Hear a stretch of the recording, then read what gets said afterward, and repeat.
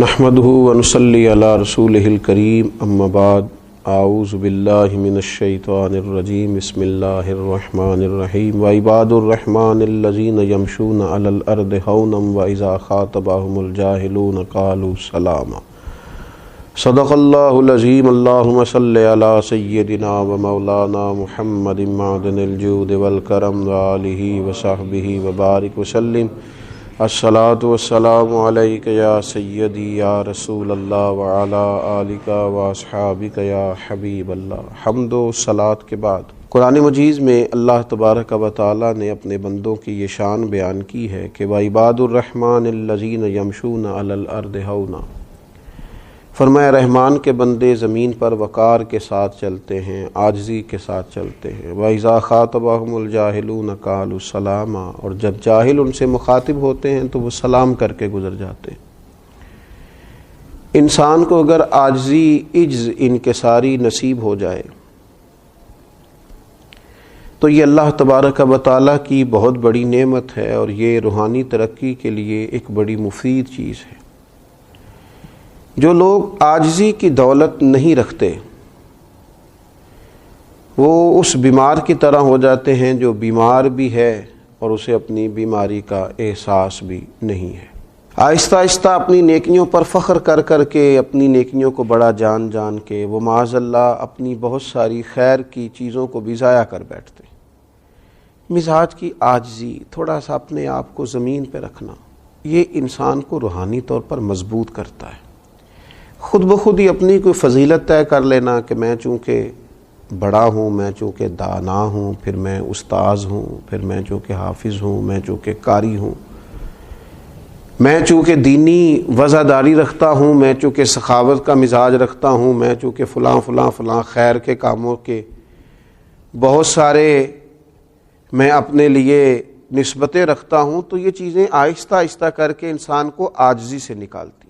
لازمی نتیجہ یہ نکلتا ہے کہ انسان کہیں نہ کہیں کسی نہ کسی مقام پر کسی تکبر کا شکار ہو جاتا ہے، اور تکبر، خود پسندی، یہ تو روحانی طور پر اس قدر زیادہ انسان کو کمزور کرتی ہے کہ آہستہ آہستہ صوفیاء فرماتے ہیں وہ عبادت کی لذت سے بھی چلا جاتا ہے۔ بہت سارے لوگ ایسے تھے دنیا میں، صرف عاجزی نہیں تھی ان کے پاس، نعمتیں بھی تھیں، فضیلتیں بھی تھیں، عظمتیں بھی تھیں، عقل مندیاں بھی، صرف عاجزی نہیں تھی، تو روحانی طور پر کچھ حاصل نہیں کر سکے، کچھ نہیں پا سکے۔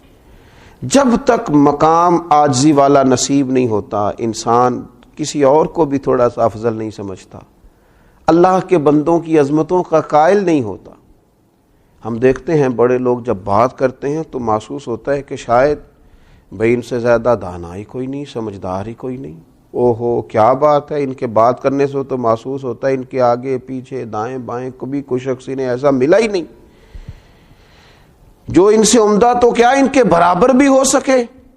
یہ بہت بڑی روحانی کمزوری ہے کہ انسان کے اندر عاجزی نہ ہو۔ عاجزی کا نہ ہونا روحانی مرض ہے۔ اپنے آپ کو اللہ کے بندوں کے مقابلے میں، اپنے بزرگوں کے مقابلے میں، نیک لوگوں کے مقابلے میں، سخیوں کے مقابلے میں تھوڑا سا غور کیا جائے کہ کبھی کبھی اپنی خامیاں بھی دیکھی جائیں۔ حضرت مجدد الفسانی رحمۃ اللہ علیہ فرماتے ہیں بڑا خوش نصیب آدمی ہے جسے اپنی کمزوریاں نظر آتی، جسے اپنی غلطیاں دکھائی دیتی ہیں، خوش بخت ہے۔ اللہ کے پیارے رسول صلی اللہ تعالی علیہ وسلم نے ارشاد فرمایا جو اللہ تبارک و تعالیٰ کی رضا کے لیے عاجزی کرتا ہے نا، اللہ تعالیٰ اسے بلندی عطا کر دیتا ہے۔ اللہ تبارک و تعالیٰ اسے عروج دیتا ہے جو رب کی رضا کے لیے جھک جائے۔ جو جھک جائے اسے ہی تو اللہ تعالیٰ عزتیں عطا کرتا ہے۔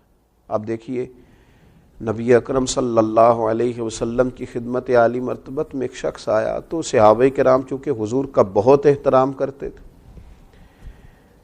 وہ تو یوں بیٹھتے تھے کہ جیسے ان کے سروں پر پرندے بیٹھے ہیں، وہ تو سانس بھی احتیاط سے لیتے تھے۔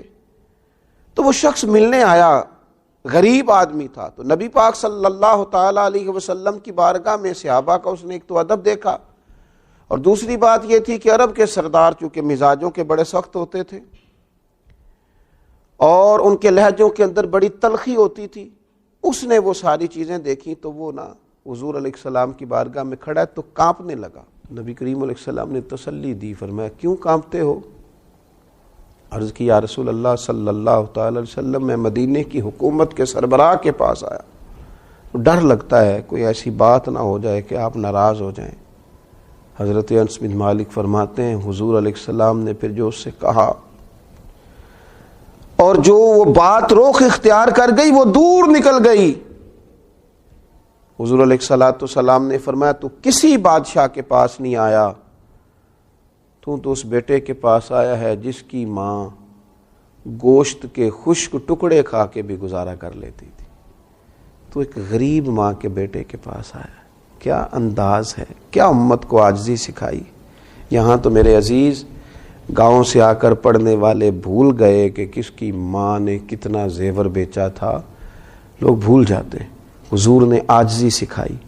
ٹھیک ہے اللہ تبارک و تعالیٰ نے کسی کو آفیسر بنایا ہے، کسی کو اس کے ماتحت بنایا ہے، کسی کو مالدار بنایا ہے، کسی کو اس کا سوالی بنایا ہے، کسی کو عالم بنایا ہے، کسی کو اس کا شاگرد بنایا ہے۔ کچھ شیوخ ہیں، کچھ سالکین طریقت ہیں، لیکن یہ کوئی کسی مقام پر یہ بات نہ سمجھ لے کہ جناب فلاں آدمی مجھ سے حقیر ہے، یہ کمتر ہے، یہ تباہ کر دے گا بندے کو روحانی طور۔ خدا کے بندوں کو کمتر سمجھنا، لقد خلقنا الانسان فی احسن تقویم، ان لوگوں کو حقیر جاننا، کچھ فرق نہیں پڑتا مرتبے میں۔ مرتبہ انہی لوگوں کا بڑا ہوتا ہے جن کا دل بڑا ہوتا ہے، بڑے وہ ہوتے ہیں جن کا مزاج بڑا ہوتا ہے، ظرف اور حوصلہ بڑا ہوتا ہے۔ حضرت عمر بن عبدالعزیز رحمۃ اللہ علیہ بادشاہ تھے وقت کے، تو آپ کو ایک غلام اور خادم دیا گیا تھا جو رات کو آپ کی خدمت میں حاضر ہوتا تھا اور ساری رات آپ کی خدمت میں رہتا تھا۔ تو حضرت عمر بن عبدالعزیز رحمۃ اللہ علیہ کے پاس وہ بیٹھا ہوا تھا، رات کو کوئی کام سرکاری چل رہا تھا، تو وہ خادم آپ کا سو گیا۔ تو جناب عمر بن عبدالعزیز رحمۃ اللہ علیہ جو چراغ قریب جل رہا تھا وہ چراغ آہستہ آہستہ گل ہو گیا، بجھ گیا۔ تو حضرت عمر بن عبدالعزیز خود اٹھے، خادم کو نہیں جگایا، اٹھ کے جا کے وہ چراغ ٹھیک کیا، واپس آئے تو ایک شخص پاس بیٹھا تھا، کہنے لگا حضور اس کو جگائیے، یہ غلام کس لیے؟ بہت مشکل ہے، لوگ کہتے ہیں فلانے کو رکھا کیوں ہے، آخر پر وہ کس لیے ہے اگر آپ نہیں کرنا ہے تو؟ حضرت عمر بن عبدالعزیز رحمۃ اللہ علیہ سے کہا جناب یہ غلام کس لیے؟ کیا اللہ نے اپنے بندوں کو شان دی ہے، اللہ کے بندوں کی باتیں اللہ کے لشکروں میں سے لشکر ہے۔ حضرت عمر بن عبدالعزیز فرمانے لگے او بھائی کیا ہو گیا تمہیں؟ میں جب اٹھ کے گیا تھا پھر بھی عمر بن عبدالعزیز ہی تھا، اور جب چراغ ٹھیک کر کے لوٹ آیا ہوں تو پھر بھی عمر بن عبدالعزیز ہی ہوں، میری شان میں کوئی فرق نہیں پڑا۔ اپنے مزاج میں عاجزی پیدا کی جائے، انکساری پیدا کی جائے، اپنی طبیعت کے اندر اس طرح کا ماحول بنایا جائے جو انسان کو انسان بھی رہنے دے اور محبت والا بھی رہنے دے، اور مسلمان کی جو خاص خوبیاں ہوتی ہیں وہ اس کے اندر پیدا ہونے دے۔ اللہ تبارک و تعالی ہمیں اس کی سمجھ عطا فرمائے۔ وما علینا الا البلاغ۔